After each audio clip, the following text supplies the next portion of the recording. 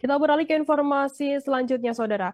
Perkembangan COVID-19 di wilayah perbatasan RI Malaysia kini bebas dari kasus aktif COVID-19. Perekonomian, aktivitas masyarakat, dan roda pemerintahan di wilayah Apau Kayan telah pulih seperti sedia kala. Berdasarkan Inmendagri, Kabupaten Malinau masih memperpanjang PPKM dengan kriteria wilayah level 3. Informasi lebih lengkapnya akan disampaikan oleh rekan jurnalis kami dari Tribun Kaltara. Ada Muhammad Supri yang saat ini sudah tersambung bersama kami. Halo Supri. Halo Firda. Supri, bisa Anda jelaskan bagaimana perkembangan kasus COVID-19 dan pelaksanaan PPKM level 3 di Malinau saat ini? Baik rekan Firda, untuk saat ini kasus COVID-19 di Kabupaten Malinau sama seperti wilayah lain di Kaltara mengalami penurunan yang cukup signifikan. Kemarin dilaporkan oleh Kepala Dinas Kesehatan P2KB Malinau bahwa untuk saat ini ada tersisa tiga kasus aktif di wilayah Kabupaten Malinau. Tepatnya ketiga kasus tersebut merupakan warga di Kecamatan Malinau Barat.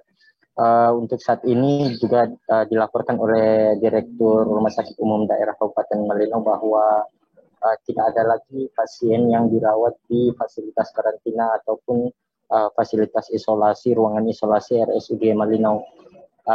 Kendati saat ini mulai melandai, namun kebijakan dari Satuan Tugas Penanganan COVID-19 Malinau tetap memberlakukan beberapa pengetatan sesuai dengan Inmendagri 54 2021 yang terbaru, bahwa masih dilakukan pengetatan utamanya untuk moda-moda transportasi darat yang nantinya juga untuk mencegah terjadinya lonjakan kasus yang diprediksi pada saat perayaan Hari Besar, Nataru, dan Natal dan Tahun Baru 2021.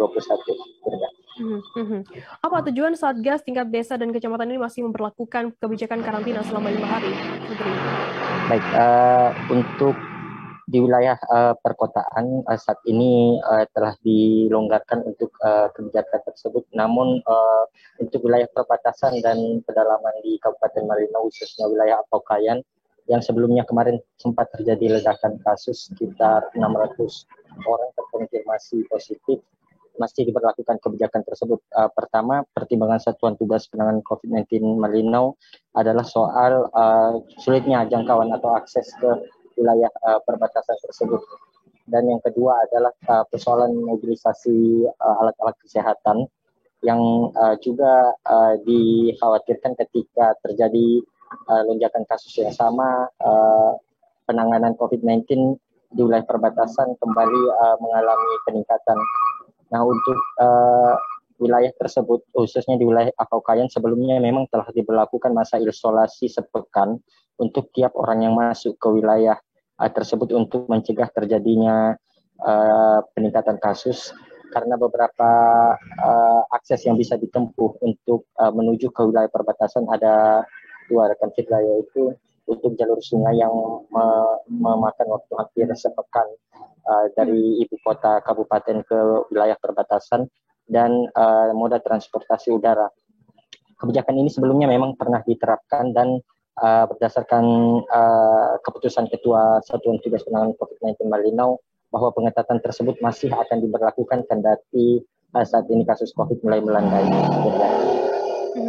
Supaya bagaimana kemudian langkah Satgas COVID-19 Malinau sendiri mengantisipasi lonjakan kasus yang nantinya diprediksi akan terjadi pada Desember mendatang? Baik, untuk wilayah-wilayah yang seperti disebutkan tadi, seperti di wilayah perbatasan dan pedalaman, memberlakukan masa isolasi dan tidak ada kelonggaran untuk saat ini. Demikian juga untuk di wilayah perkotaan masih memberlakukan dari 5 kabupaten kota di Kaltara, hanya Kabupaten Malinau yang masih memberlakukan kebijakan kewajiban untuk melampirkan surat rapid antigen di pelabuhan, salah satunya melalui pelabuhan speedboat dan jalur akses darat. Untuk mengantisipasi terjadinya lonjakan kasus, sebelumnya fasilitas karantina di Rumah Sakit Umum Daerah Malinau umumnya telah diturunkan dari peruntukan awalnya, di mana sebelumnya 51 tempat tidur atau bed diperuntukkan untuk pasien COVID, saat ini diturunkan menjadi 15 bed. Namun pada mendekati perayaan Natal dan Tahun Baru nanti, rencananya akan dialokasikan lagi 51 bed untuk mengantisipasi kejadian yang sama terulang. Di mana nanti pada saat di Rumah Sakit Umum Daerah Malino ada 2 fasilitas, yaitu ruangan matahari yang diperuntukkan untuk pasien bergejala berat dan kritis, dan ruang tulip yang nantinya diperuntukkan untuk pasien bergejala sedang dan berat. Demikian, Firda. Baik, Tribuners, jurnalis kami tadi juga sudah menghimpun keterangan dari Pers Kepala Dinas Kesehatan P2KB Malinau, Dr. John Felix Rundu Padang. Berikut liputannya untuk Anda. Keputusan instruksi Menteri Dalam Negeri. Tapi tentu bagi kita Kabupaten Malinau, kondisi real yang terjadi di wilayah kita, itulah yang kita harus terima.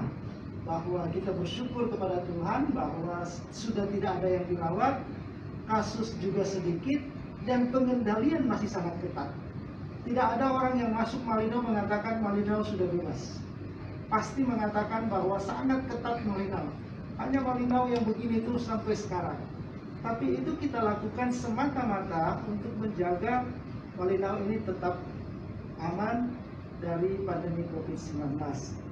Jadi tentu buat... Terima kasih sudah nonton.